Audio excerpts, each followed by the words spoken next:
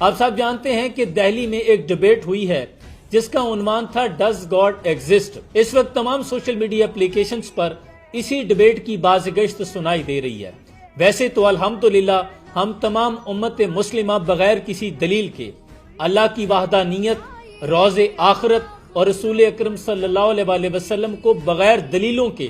آخری نبی مانتے ہیں، لیکن اگر کوئی مد مقابل آ کر دلیل طلب کرے اور بات عزت پہ آ جائے تو ہو حلقہ یاراں تو برشم کی طرح نرم،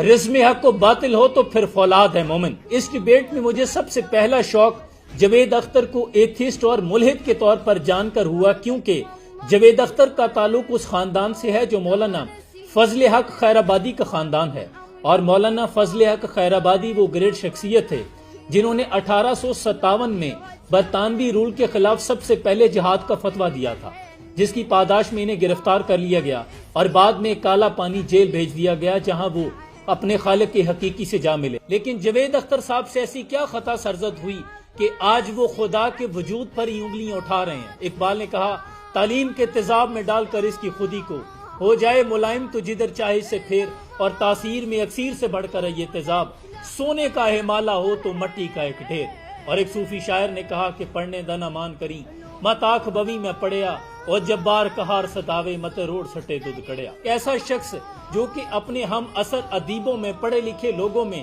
دانا اور بینا کہلاتے ہوئے زندگی گزار رہا تھا، لیکن عمر کے آخری حصے میں ایک نوجوان کے ہاتھوں یوں ذلیل و رسوا ہوا ہے کہ پوری دنیا نے تماشا دیکھ لیا ہے۔ لیکن اس کے برعکس میں مفتی شمائل ندوی کی عظمت کو سلام عقیدت پیش کرتا ہوں، جنہوں نے دنیا کے ہر کونے میں بسنے والے مسلمان کا سر فخر سے بلند کر دیا ہے۔ ان کی حاضر جوابی کل قابل ستائش تھی۔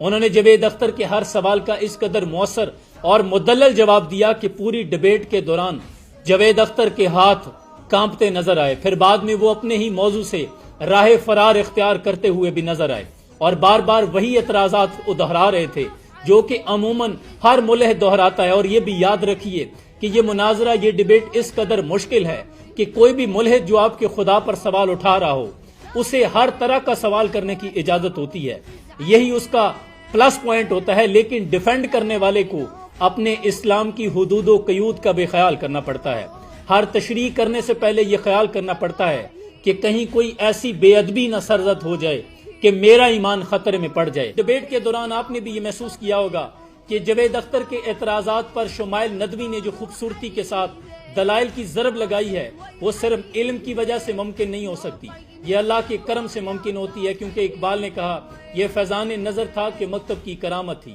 سکھائے کس نے اسماعیل کو